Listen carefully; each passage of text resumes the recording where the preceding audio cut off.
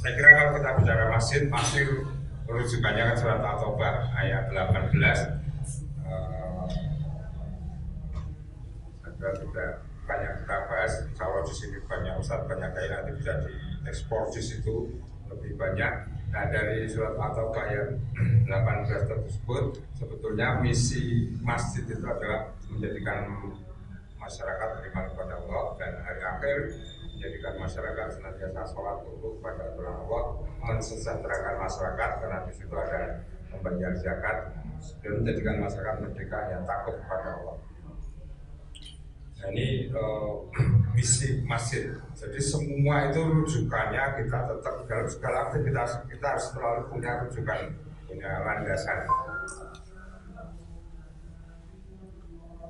Nah, Bapak Ibu sekalian, kalau tadi dikatakan kok banyak kegiatan macam-macam sekarang itu, nah kami ingin menyampaikan bahwa kalau orang ke Jogarta dikenal dengan manajemen masjidnya gitu ya, manajemen pengelolaan itu yang memberi labeling itu juga bukan kami, dan ketika kami membuat konsep kira-kira gitu ya, itu kan sambil jalan juga. Itu tidak sejak berdiri pokoknya dengan konsep, dengan teori ini dijalankan terus, enggak. Kami itu terus jalan. Meskipun nanti ada teknis-teknis manajemen, tapi mohon dipahami manajemen itu hanya bagian. Kalau kita bicara Islam misalkan gitu ya, Islam itu kan ada akidah, ada akhlak, ada syariat. Nah, orang hanya bertumbuh pada manajemen yang bagian dari syariat kira-kira gitu. Itu nanti pun juga tidak akan itu akan rusak, bahkan akan bertengkar gitu. Kalau pendekatannya hanya di situ. Tetapi poin saya ingin menyampaikan bahwa ketika bicara masjid pun juga ada akidah kemasjidan. Ini yang paling dominan di situ. Paling dominan, nanti manajemen juga tetap ada, tetapi ini harus didapatkan dulu. Kalau akidahnya nggak dapat, ya susah. Apa akidah kemasjidan? Ini bisa kami sampaikan. Masjid seluruhnya adalah milik Allah, clear ya. Masjid itu Baitullah, clear. Kita takmir adalah pegawainya Allah. Jadi kalau masjid itu rumahnya Allah, masjid Jekuarian, masjid mungkin namanya Uswatul Hasanah atau Al-Ikhlas atau apapun, itu semua milik Allah. Nah, kalau masjid itu milik Allah, berarti DKM atau takmir itu hanya sebagai pegawainya Allah. Nah, ini yang ini Pak. Tetapi yang sering terjadi, pengurus masjid itu bukan sebagai pegawainya Allah, tapi penguasa masjid. Yang sering terjadi di situ. Maaf, bahasa kami diskusi atau apa, kalau ngomong itu penyakitnya itu di situ. Tantangan terberat di situ. Masjid ada orang mampir nggak boleh dikunci misalnya gitu. Musafir yang mau minta bantuan, padahal betul itu ya pokoknya nggak bisa, bukan santri, nggak boleh. Bahkan ada masjid yang kamar mandinya pun juga dikunci. Masih ada itu? Ada. Masih ya? Bukan waktunya sholat dikunci. Bukan waktunya sholat dikunci gitu ya? Waktu bangetan. Maaf kalau yang di Jawa Barat saya nggak tahu, tapi kira-kira kalau yang Jawa Timur kulturnya hampir sama lah dengan Jawa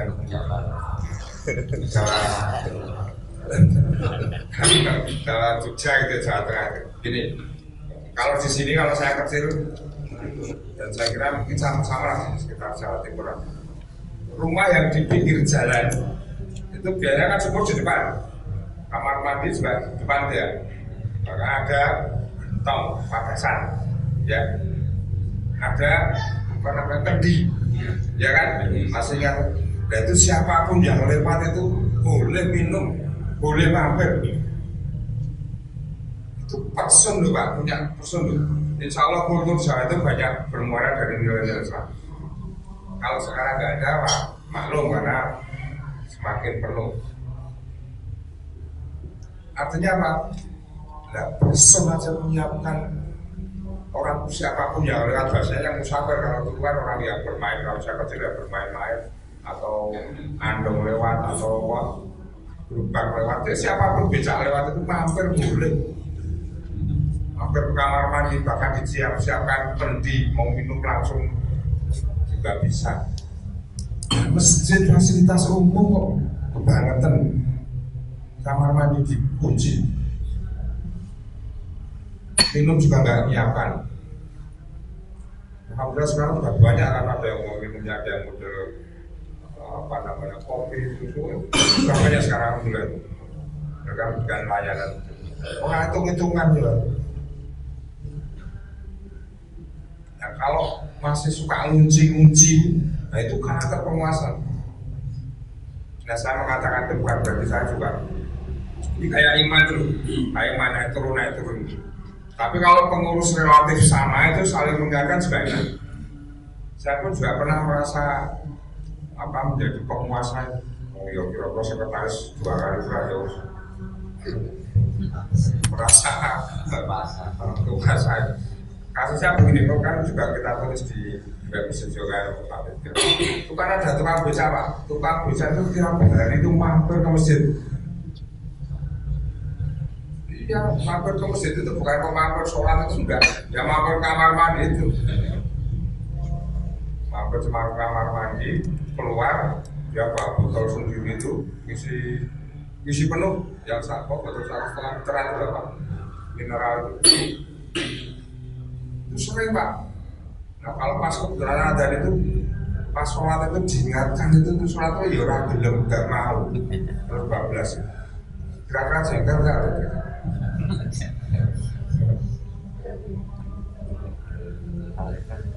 Gimana? Kalau lepas enggak.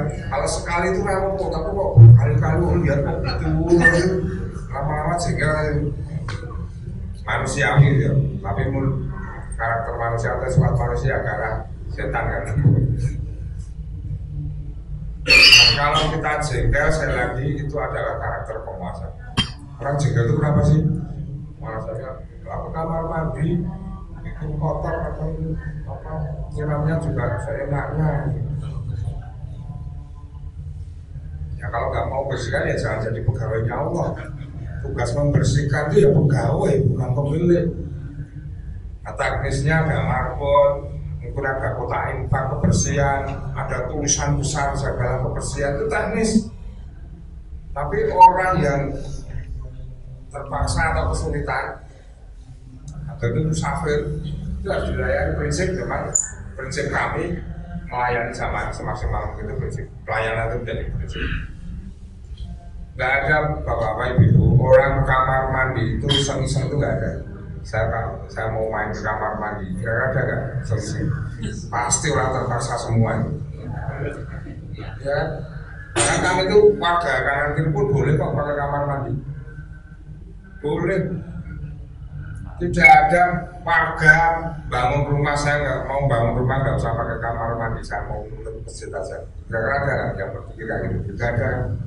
Kalaupun dia pakai itu pun juga terpaksa. Pagi keluarganya 5 orang itu 5 jiwa bareng harus masuk kerja, masuk sekolah, kamar mandi cuma 1 itu harus diatur sedemikian rupa atau kira-kira masing-masing itu sudah 5 menit kan itu. Tapi ada saat-saat tertentu perutnya sakit di situ lama gitu. Satu orang yang gobletnya agak lama gitu itu sudah di rumah itu udah suasana udah meriah kok itu. Cepet keburu terlambat gitu. daripada ribut di rumah ya sudah mari masjid. Jadi masjid semaksimal mungkin hadir memberikan solusi pada masyarakat, semaksimal mungkin membantu apa yang menjadi persoalan masyarakat. Masjid hadir meskipun juga belum maksimal ya, tapi mindsetnya harus ke sana.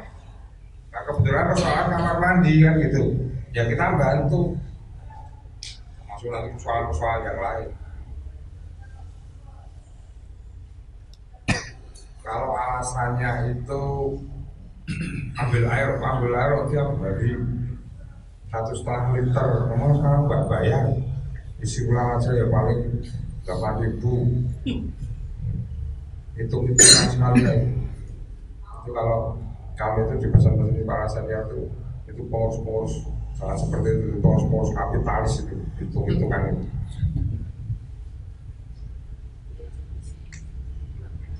Yang memang itu harus dilayani.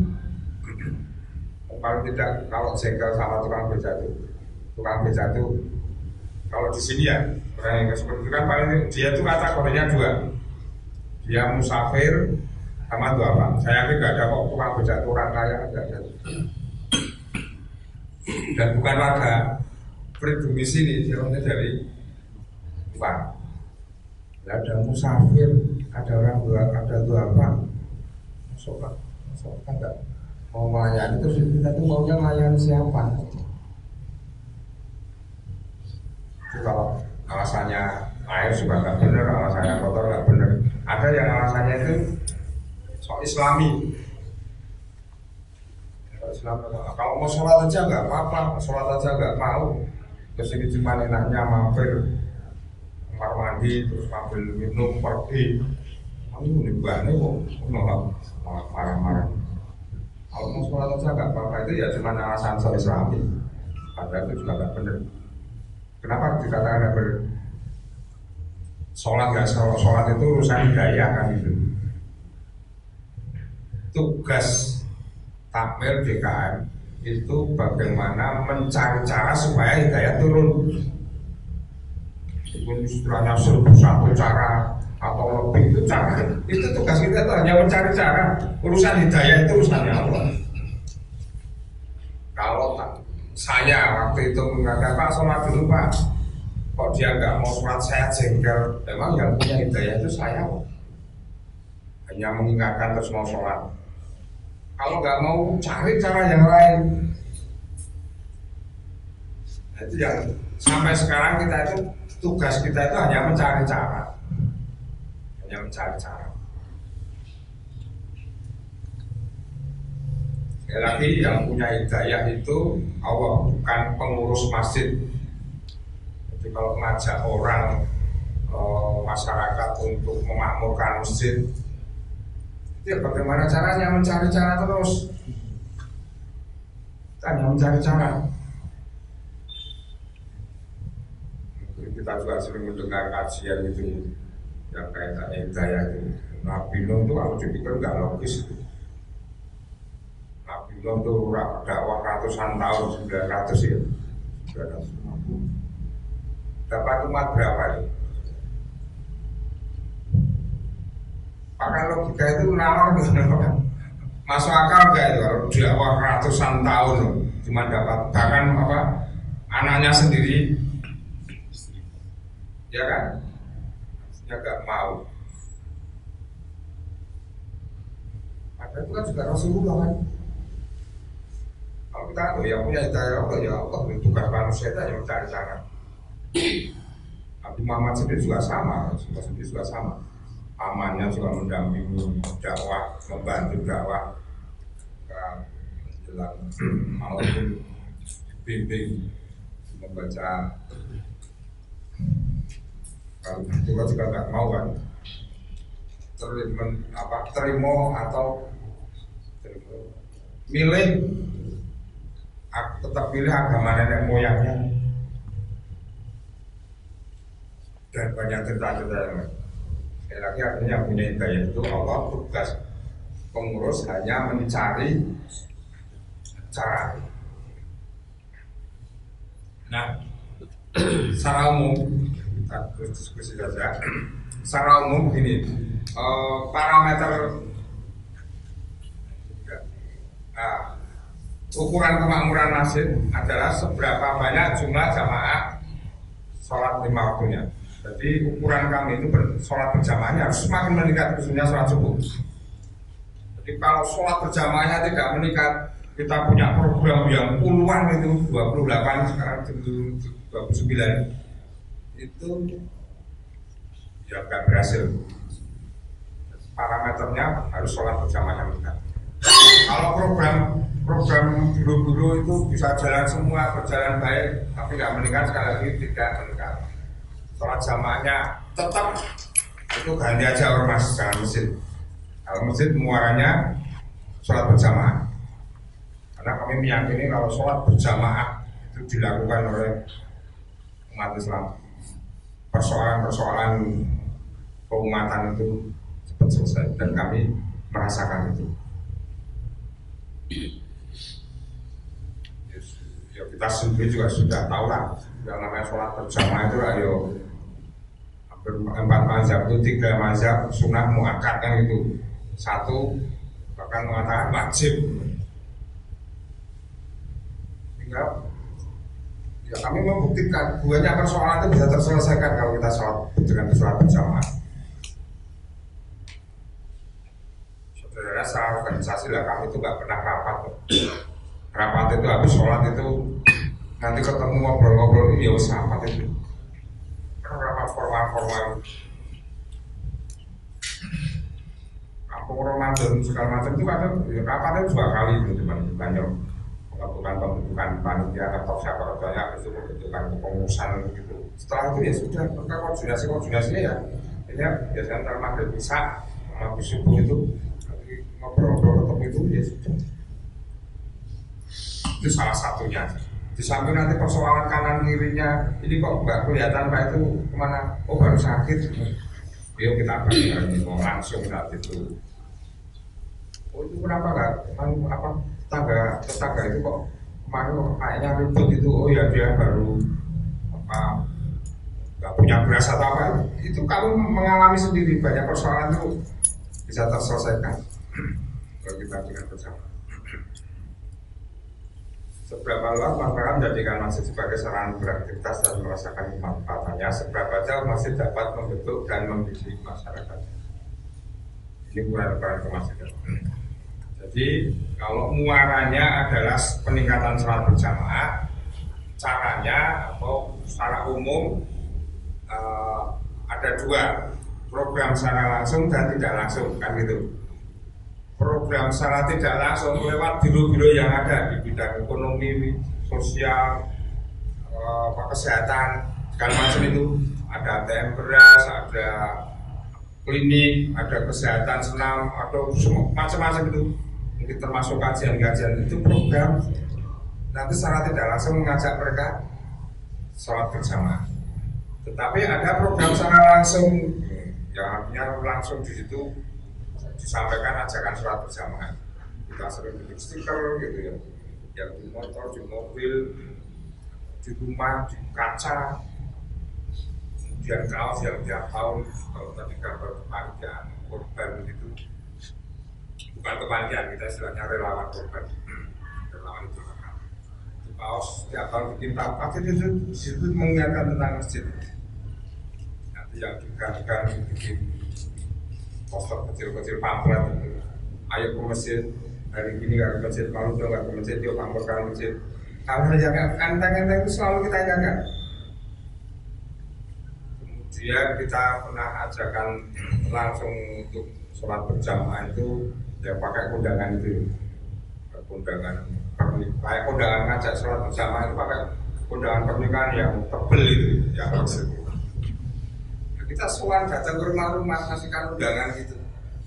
Ya sama jamaah ya dikira kurang kerjaan. Dikira mau tak apa pengurus mau mantu. Baru ternyata isinya zaman ajakan sholat berjamaah. Undang Bapak Ibu pada subuh, zuhur, asar, maghrib, isya ada jamnya. Sini satu pertama tentang sholat berjamaah. Itu kalau kita tahu tuh, maaf nanti kajian atau sederajat luar biasa kan ya yang namanya sholat berjamaah itu.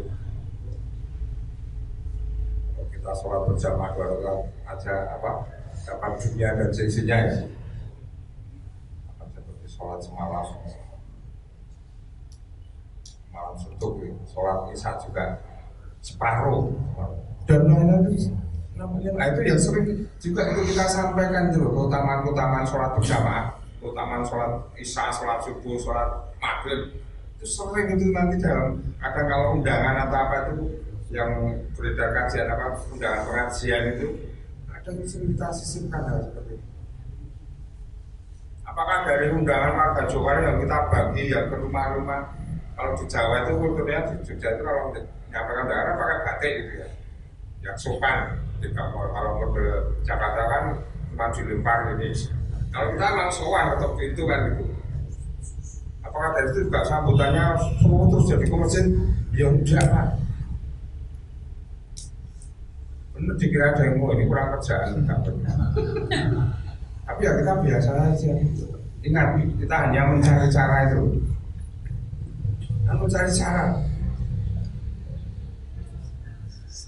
Sebenarnya jauh untuk adzan komitmen salah satu panggilan Allah untuk segera menunaikan sholat berjamaah. Yang manggil Allah saya juga nggak didengarkan kok, kan gitu. Apalagi yang pengurus masjid, meskipun dari situ ada responnya juga. Kemudian alhamdulillah sekarang juga sudah banyak juga yang melakukan. Waktu itu tahun 2011 yang itu melakukan lomba sholat berjamaah pengajian umroh itu. Sekarang udah cukup banyak tadi. Ada yang sholat subuh berjamaah pengajian sepeda motor segala macam. Itu waktu itu juga kita lakukan. Itu sebagai cara kami supaya masyarakat sadar tentang sholat berjamaah dengan memberikan hadiah umroh. Sederhana saja. Pasti akan ada kita cari landasan pikirnya itu apa sih? Oh, dalam hadis arba'in kan juga ada tuh ya. Kayak sholat berjamaah 40 hari terus menerus kan dihapus dosa-dosanya, kemudian terus keluar dari golongan munafik kan itu. Kita informasikan ke warga Jakarta yang sederhananya gini konsepnya. Siapa yang bisa sholat berjamaah 40 hari terus menerus, saya kasih hadiah umroh. Dikira gampang 40 hari terus menerus. Coba Pak. Dikira gampang 40 hari terus menerus. Nah itu pakai modal pinjam. Jadi nanti terseleksi kita tahu siapa yang itu kan tadi di foto kan ada itu. Apakah dari itu juga berbondong-bondong? Ya ada pengaruh tapi juga tidak terus apa semua masjid juga ada pengaruhnya. Nah, Bapak Ibu sekalian, ini beberapa cara ya secara langsung, nanti yang lain juga ada nanti bisa kita diskusikan. Tetapi yang ingin kami sampaikan, kalau pendekatannya hanya manajemen. Manajemen itu kan ada seni dan ilmu. Orang tumpuannya pada ilmu. Oh harus kaku seperti ini. Ada unsur selitus nanti pembahasan. Kalau kita pendekatannya manajemen lupa pada kita kemasjidannya, pasti nanti akan pada bertekan. Kenapa bertekan? Cara manajemen nanti muaranya efektif dan efisien, ya kan? Manajemen itu kan seni dan ilmu merencanakan rakyat. Nah, muaranya efektif efisien. Kalau itu nggak efektif, nggak efisien, ini berarti muaranya nggak benar. Sudah, lo apa? Ilmu manajemen seperti itu, teori manajemen seperti itu. Tetapi kalau dengan yang kita lakukan tanpa akidah sekali lagi nanti akan bertekan. Bayangkan, kita ingin mengajak sholat berjamaah pakai kondangan, habis puluhan juta kira-kira gitu ya. Termasuk apa lomba sholat berhadiah umroh itu kalau ditarik pakai manajemen, wah ini nggak efektif, nggak efisien ini. Biaya program lomba sholat berhadiah umroh ternyata hasilnya yang meningkat cuma sekian puluh orang. ini nggak efektif, ini nggak efisien. Pasti kan seperti itu. Pakai kondangan juga sama. Oh ini pakai kondangan yang buat bikinnya banyak banget kayak gini, yang mewah kayak gini. Ternyata yang datang cuma sedikit gitu. Ini rugi. Kalau katakan rugi ini ngurusin masjid kok pakai rugi.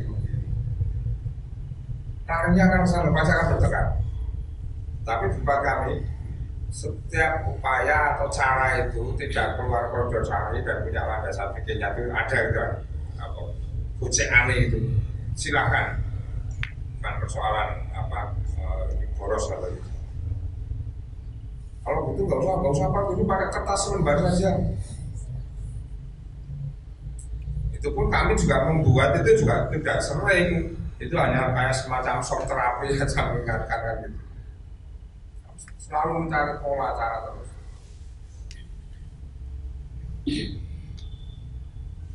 Nah, katakanlah terus ATM beras ya. ATM beras juga upaya kami untuk mendekatkan masyarakat. Sebelumnya kan kami berikan santunan ke masjid, ya apa langsung ke warga-warga gitu. Dan tak berikutnya sebelum ada ATM kita kumpulkan di masjid sambil kajian kita lebih kan lagi dengan ATM tinggal gesek gitu. Harapannya kan juga mereka sholat berjamaah di masjid kan. Tapi kita 3 tahun lebih itu nggak signifikan juga itu. Kita dibikin pemborosan itu. Maka kalau kita tidak sabar, itu sudah 3 tahun dikasih beras tetap di masjid, coret aja. Ini nggak sabar. Ini harus istiqomah, tetap berjalan loh itu apa namanya? Itu apa? Nah, itu kan kita mencari cara. Kita kan ini baru dirubah programnya adalah yang program itu dengan remaja itu baru lihat di apa? Jepang S3 jadi terus pada akan macet. Itu kan ada yang ngambilnya waktu. Ingin kita coba kita rubah jamnya itu jam-jam pas sholat belum atau setelahnya, jadi nanti mungkin setelahnya itu. Karena jamnya kan terlalu cepat, nanti kalau berubah-ubah itu dipakai dulu. Nah, itu upaya untuk lebih mendekatkan lagi. Kita nggak tahu nanti hasilnya seperti apa, tapi terus kita itu berusaha mendekatkan mereka.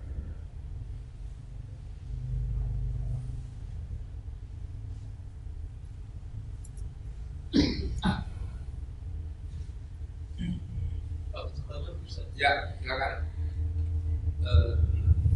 Dalam rangka mencari cara, Ya, apakah juga berkendala dengan perbedaan dan keterangan di masyarakat yang akan jauh menyikapi kami dalam hal ini menyikapi perbedaan itu seperti apa sehingga sifatnya menjadi sejuk pada jamaah yang akhirnya kerasa itu datang. baik, makasih. Jadi sebelum ke sana, masjid itu milik umat Islam. Umat Islam, jadi siapapun mereka punya hak beraktivitas beribadah di masjid. Nah, problem kita itu sebetulnya tidak saling menghargai, saling menguasai. Kalau bisa masjid ini kita kuasai kelompok ini. Kalau bisa masjid ini kita kuasai kelompok ini dengan fikih ini, dengan fikih ini. Nah, di masjid ini kita biasakan kalau kajian itu dengan berbagai fikih dan tidak boleh hanya dengan satu kitab. Nanti jadi terkungkung merasa paling benar. Seolah yang lain itu tidak ada pakar, ada sudut pandang yang lain atau fikih yang lain. Nah, itu memang bahasanya kita bumikan. Jika kajian-kajian itu kajian kita memang banyak beragam sekali, macam-macam. Seperti kajian yang ringan-ringan maupun kajian yang intensif, yang kajian kitab itu. Dan kajian kita harus kitab. Dan yang perlu kita sampaikan ke warga sekalian, kita sekali lagi kita harus saling menghargai, tidak saling menguasai. Meskipun masjid ini kan dibangun oleh warga Jogarian, warga Jawa ya memang ada tokoh-tokoh kunci kan pasti ada. Tahun 66, tahun 85 bingung ini terus statusnya seperti apa. Akhirnya terus diwakafkan ke tidak ya, tetapi diwakafkan ke Muhammadiyah. Nah, amal ibadahnya lebih banyak karena kita menghargai para pendiri perintis itu Muhammadiyah, Majelis Takzim kira-kira. Tetapi kami tetap memberikan ruang kepada warga Jawa yang pikirnya berbeda itu bisa beraktivitas beribadah di sini. Contoh yang kami lakukan, yang konkret kami lakukan. Sebelumnya kan pokoknya Sumatera 11 kan. Tahun 2000 nggak boleh seperti itu. Tetap kita kasih ruang. Kita informasikan bagi warga Jawa yang sholat tarawihnya 23 rakaat, saudaranya gitu ya. Silakan dipersilakan setelah ini selesai diteruskan. Hanya kita kasih ruang. Terus ketika buka puasa, takjil itu sudah menentukan sholatnya. Tapi ada yang berbeda gitu, yang belum. Ya kita informasikan bagi warga Jawa yang masih berpuasa, mesti tetap menyediakan takjil. Ya ruang itu kita kasih. Insya Allah kalau mereka kita hargai, ya mereka menghargai kok. Aku tak mau penyakit kita itu situ. Kalau bisa menguasai itu, kalau ini bisa misalkan ya kalau itu sudah masjid NU itu ya sudah, yang lain nggak usah terus diraih-raih itu. Mau kita Muhammadiyah kan masjid. Juga kalau sini sudah masjid Muhammadiyah, yang lain nggak usah terus. Yuk kita rebut itu biar kita jadikan NU. Penyakit kita sampai sekarang masih takut seperti itu. Wah ini Salafi itu merasa benar misalkan gitu. Wah ini nggak bisa, ini sukanya gini terus nyoba dikuasai gitu. Ini nggak benar dalilnya, kadang-kadang kita teman-teman gitu. Wah itu harus hati-hati. Kita hargai lah. Insya Allah enak nanti jalan. Warga kami, warga Jawa itu ya Pak, mohon maaf ya. Misalkan yang dari Nahdien itu, yang sholat jamaah itu ya Pak, kadang ada yasinan itu juga ya biasa kok. Mereka yasinan juga, mereka bikin kelompok sendiri. Mereka juga nggak nuntut minta di masjid, enggak kok. Oh mereka tahu masjid ini rasanya kulturnya kultur Muhammadiyah gitu. Ya nggak nuntut. Malam Jumat itu ada warga kami yang tetap yasinan itu, tapi tetap sholat jamaah di sini, beraktivitas di sini, layanan di sini, karena kita tidak gitu. Sudah zaman dulu kita masyarakat urusan itu masih dipertentangkan lagi.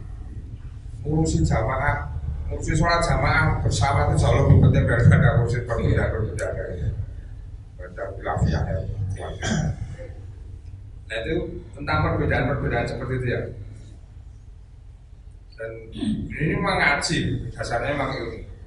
Bahkan beberapa ustadz kami yang punya katakanlah kita yang mengisi di sini Ustadz Zahir, Ustadz Salim itu ketika menyampaikan itu nanti ketika ini saya mohon maaf saya bukan kapasitas Ustadz jadi ya tidak dikit-dikit menyampaikan dalil kalau saya lebih banyak di taktis operasional.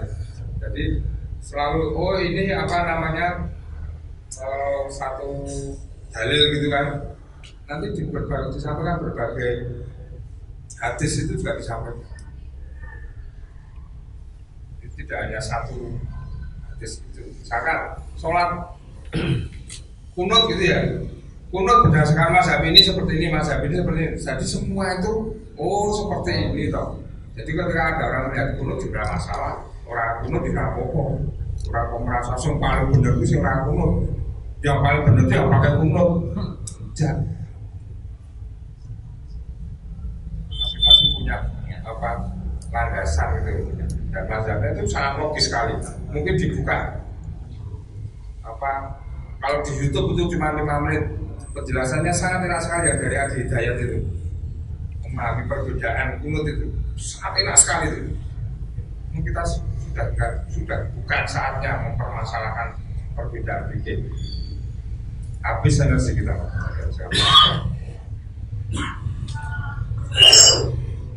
Minta maaf kalau kurang bisa kita. Jadi mengelola masjid itu bukan hanya fokus fisiknya, tapi fokus pada jamaahnya. masjid itu seharusnya memberdayakan dan mensejahterakan, bukan menjadi beban masyarakat. Jadi ketika kami tahun 2014 kami bangunan ini selesai di lantai 3, itu memang kami dipesan-pesan oleh para senior itu sebenarnya kalimat pribadi.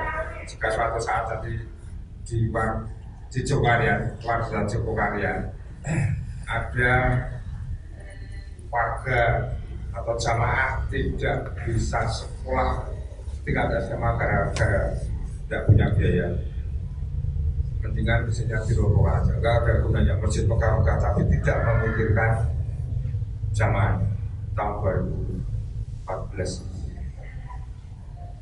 artinya masjid itu mikirkan jamaah.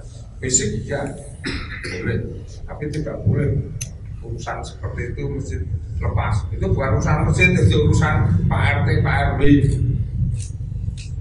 Kami tidak bisa kerja sama dengan mereka. Tapi mindset pengurus itu ada persoalan seperti itu harus ditangkap. Ini ada masalah dengan jamaah kami. Ya alhamdulillah kalau sampai sekarang kan ya perguruan tinggi tidak terus itu tentang sifatnya bantuan. Ya, ada warga juga yang punya kebutuhan kopinya nggak mencukupi, nah kami membantu. Tidak semua yang bisa kita lakukan. Alhamdulillah bisa terlayani dengan baik kalau itu persoalan pendidikan.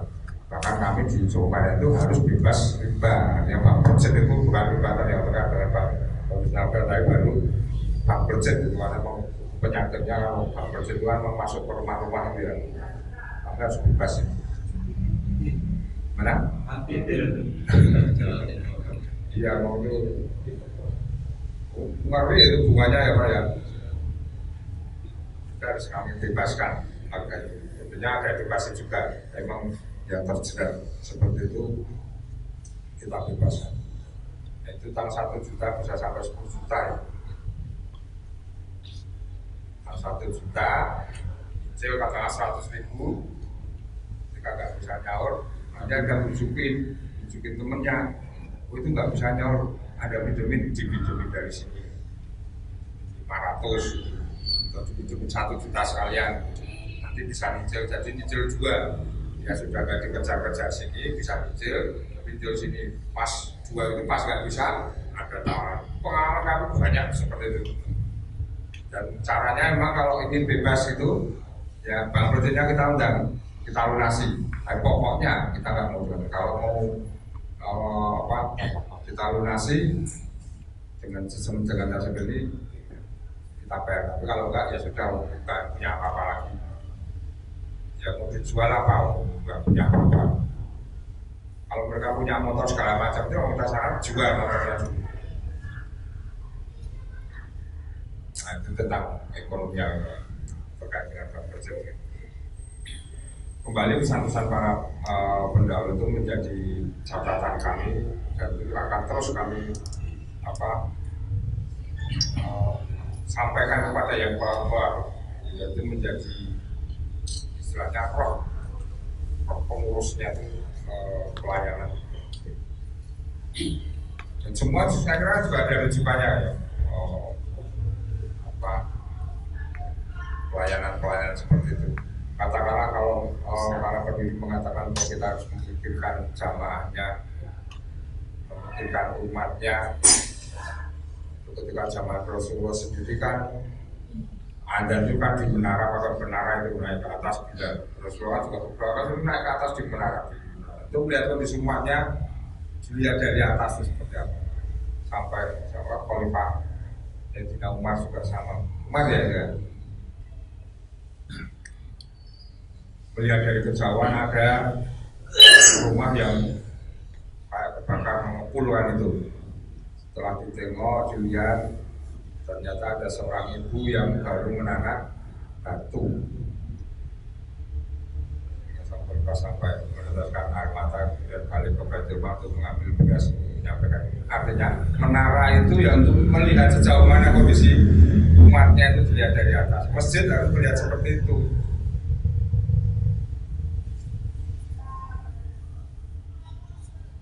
masjid itu harusnya memberdayakan dan mensejahterakan, bukan menjadi beban masyarakat.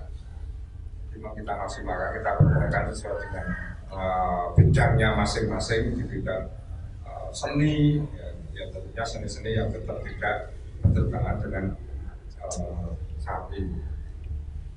Dan kalau di gambar-gambar jadi ada paduan suara segala macam, karena memang lagu-lagu itu para pendiri itu merasakan betul di era-era tahun 60 juga itu sangat efektif itu gawang lagu suara. Itu juga kita masuk. Saya tidak masuk pertentangan ini suaranya kayak gereja, saya nggak ngerti. Isinya juga semua tentang dakwah. Termasuk di bidang ekonomi, jadi potensi jamaah seperti apa kita bantu maksimalkan. Kalau kita bicara pemberdayaan ekonomi, tidak semata-mata itu masalah modal. Kita bicara pemberdayaan ekonomi bisa dengan pendekatan manajemennya, kita bantu manajemennya, kita juga ada diskusi tentang penggunaan tentang ekonomi untuk masyarakat sekalian pelaku bisnis itu ya. Kemudian pendampingan manajemen, kemudian bantuan modal dan akses pasar, kita bantu ke masyarakat. Nah, yang sering terjadi itu kan ketika kita bicara pemberdayaan ekonomi, pendampingan, terus nanti bantuan modal gitu. Itu juga kita lakukan ya, bantu rumah. Tapi kalau sudah dikit-dikit bicara tentang modal, orang mau usaha diri modal sudah, maka mungkin orang akan berhasil. Kalau mindsetnya itu hanya duit. Kalau organisasi itu dikit-dikit ketergantungan sama itu sudah nggak bisa mandiri. Mana? Oh, itu.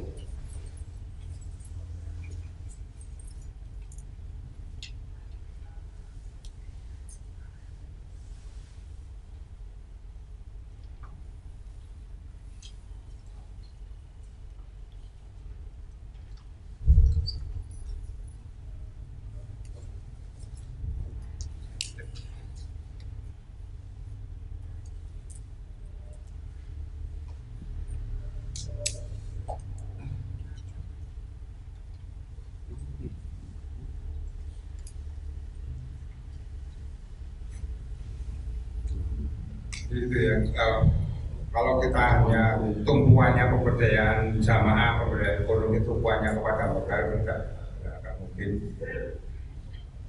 mungkin berhasil. Memang tiga variabel itu harus saling mengerti. Nah, yang sering kita lakukan dan banyak kita lakukan malah justru akses pasar untuk bantu pemasarannya. Jadi produk-produk jamaah itu kita bantu, kita pasarkan, kita informasikan, kita larisi. Contohnya yang sedang punya kegiatan itu yang berjualan di warung jamaah kami. Kemudian kita informasikan produk-produk kita, kalau sudah ada bagian karena kita ada yang cukup banyak juga di bagian sebuahnya itu kita yang rasanya juga itu kita memasarkan bukan produk mesin. Tugas kami itu memang membantu memasarkan. Seperti juga pasar sore itu, pasar sore ya kalau Ramadan penuh orang jualan itu kok kita jual lama-lama itu tidak. Silakan masyarakat, silakan yang dari luar juga masuk. Ketika kita mengawal itu, silakan warga Jawa Barat yang punya potensi usaha yang bisa jualan, silakan jualan pinggir jalan. Yang nggak punya modal kita bantu. Maka kita siapkan meja-meja saat itu. Tugas masjid adalah mencarikan pembeli sebanyak-banyaknya. Caranya bagaimana? Ya bikin acara semenarik mungkin, suasananya semenarik mungkin supaya orang mau datang. Kalau bikin suasana yang menarik, betul kalau di gambar tadi suasananya itu lampu-lampu itu sudah urusannya remaja sekarang kota model gini dan ya kita sambut dengan gembira lah. Bulan Ramadan itu ya ada hadisnya juga kalau kita punya bulan Ramadan bulan gembira. 17 Agustusan aja nggak ada dalilnya aja kita sambil dengan masa kita biasa-biasa saja. Bahkan di suasana rumah itu juga kita buat itu. Rumah itu juga bikin kayak lampion rumah itu. Secara fisik gitu ya. Nanti materi konten di dalamnya yang kita maksimalkan. Sunah-sunah di bulan Ramadan itu ya kita maksimalkan. Ada itikaf 10 hari. Banyak hal kita maksimalkan juga, tidak hanya secara fisik yang kelihatan. Nah, kembali lagi ke pemberdayaan ekonomi tadi katanya pemberdayaan pasar sore itu sekali lagi masjid tidak memungut bahasanya retribusi atau biaya sewa. Karena tugas kami itu mau membantu. Kami hanya ada kota infak gitu ya. Silakan mereka mau masukkan atau tidak kan kita nggak ada paksaan. Kalau mereka itu lebih sejahtera, mereka laku, kita senang bersyukur. Nah, pikiran kita itu bagaimana kita membantu jamaah, menjaga jamaah. Jangan dibalik bicara ini masyarakat itu disuruh mensejahterakan masjid. Bikin sewa, suruh bayar kan untuk kesejahteraan masjidnya kan. Tapi kita rubah mindset itu. Kita melayani jamaah. Kalau masyarakat itu nanti terlayani masyarakat sejahtera, ketika masjid butuh nanti mereka akan.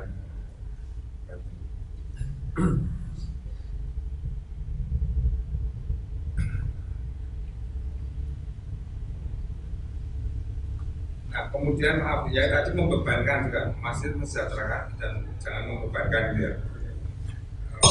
Memang tahun 2000-an kami tidak ingin bahasanya itu membebani jamaah secara langsung. Ya begini. Sebelumnya kan kita ada donatur tetap. Itu hanya salah satu pola aja pakai donatur tetap itu ada apa. Jadi kita nggak jangan pakai donatur tetap. Kita tidak ingin membebani jamaah. Waktu itu juga kita pas kepingin mulai bangun masjid. Dan tidak boleh ada proposal permodalan. Sampai sekarang nggak ada yang namanya proposal permodalan.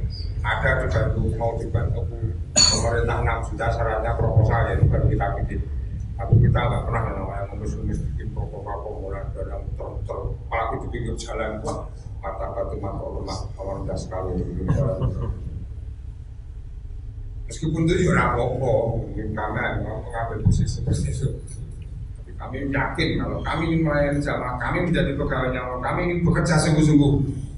Insya Allah kalau saya menjadi karyawan, menjadi pegawainya Allah, kerja sungguh-sungguh, nanti Allah yang akan menggaji. Ya alhamdulillah kami sampai sekarang bisa membuktikan itu. Ini kaitannya tidak memastikan tadi baru yakin.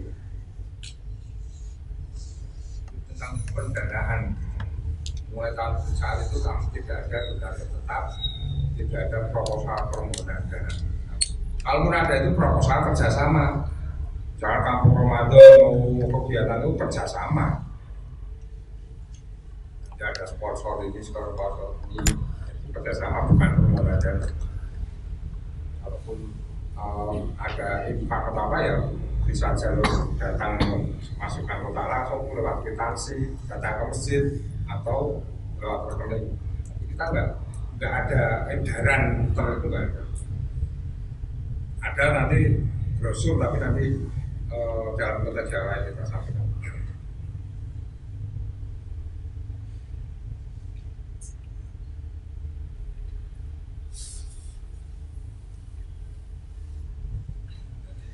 Sudah.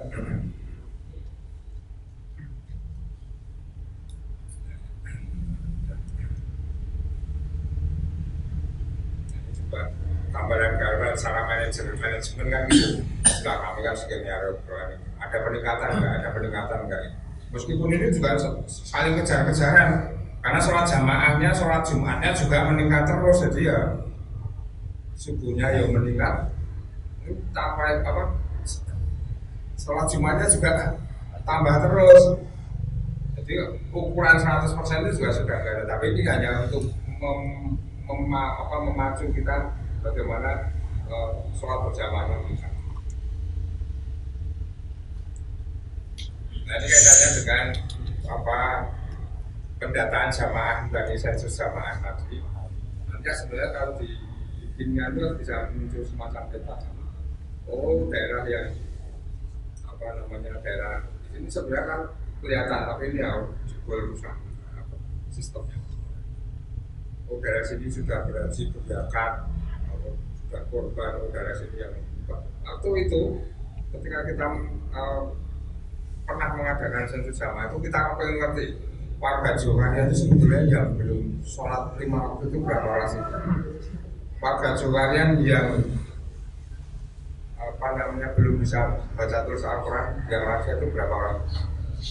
Kalau yang anak-anak sudah ada TPA, tapi kita ingin mengetahui data itu pun juga kita sensus. Mungkin nanti dalam langkah-langkah manajemen itu memang ngopi gampang jalur-jalur itu pendataan jamaah, database jamaah itu kalau kita komplit itu kan sebetulnya memudahkan ketika kita nyusun program.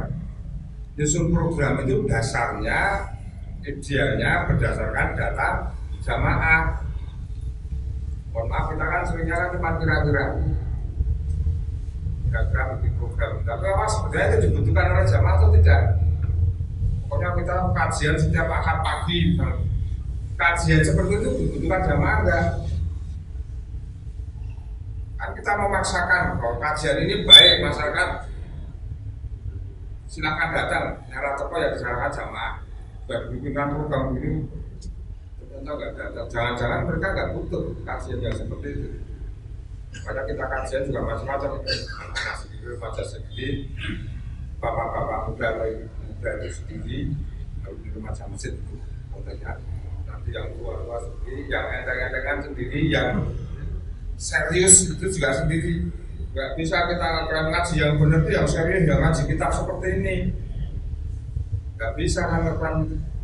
Nanti masyarakat itu akan berproses dengan pengalaman dia, daya tangkap dia, kan gitu. Tapi nggak juga ngaji yang benar itu ya yang enteng-entengan gini, yang ada humornya gini, biar nggak ngantuk. Nggak bisa lakukan model pengajian yang benar seperti ini, nggak bisa. Tapi semua orang kita fasilitasi. Kalau semua jadi satu itu juga repot, nanti materinya seperti apa? Ini data bersama. Kalau data kuat akan memudahkan kita melangkah. Karena data belum, warga kami yang belum sholat. Nah, programnya apa? Nah, programnya adalah mensolatkan jamaah. Terus istilahnya mensolatkan orang hidup itu tadi. Untuk kita kumpulkan pengurus beberapa guru-guru sekolah itu. Supaya kita kumpulkan siapa yang bisa mensolatkan orang hidup, kita kasih kegembiraan itu 500 sampai 1 juta. Bro, gampang kok nyolatkan susah pak nyolatkan orang hidup, nyolatkan orang mati itu gampang kok, nggak ada. Tapi orang hidup itu kan susah. Apakah itu juga berhasil sukses? Ya ada pengaruhnya, tapi juga tidak terus 100%. Nah caranya bagaimana? Ya memang itu istilah pendekatan kultur kita tahu. Oh warga yang tidak sholat itu sukanya mancing. Ya kita harus mendampingi mereka. Kita harus masuk di sana mancing. Oh sukanya badminton, kita masuk ke sana. Kita harus dekat dengan mereka. Gak bisa langsung dikit dalilnya ini kamu kawan lari mereka tahu kalau nggak sholat itu bisa terpusat kan mereka tahu. Bagaimana cara itu adalah pendekatan itu. Makanya logo kami ada Jawa itu maksudnya itu bukan logo ini Jawenda, tapi kultur masyarakat sudah kami nanti yang kami lakukan senangannya apa itu coba masuk di situ, harus dekat dengan mereka. Tidak bisa dikit-dikit terus suruh ke masjid, mereka dipaksa ke masjid. Baca terus Al-Quran juga sama, terus tahu seperti itu terus masjid bikin program baca terus Al-Quran untuk lansia, bentuk pakai spanduk terus dipasang di masjid, pendaftaran sekian jam sekian hubungin ini, nggak ada yang mau datang nggak barangnya gitu. Mereka itu masih jauh dengan masjid kok. Ya kita tahu dengan data itu kita, oh daerah sana yang belum sholat, kita adakan aja di daerah sana, kita bagi jadi beberapa tempat. Siapa yang bisa masuk? Kalau mereka ke masjid langsung ke masjid ya nggak mau, mereka sama masjid aja masih jauh alergi, bukan dipaksa ke masjid. Jadi seolah-olah program tampil itu harus benar gitu loh. Kalau tidak jalan yang disalahkan jamaahnya. Nggak bisa.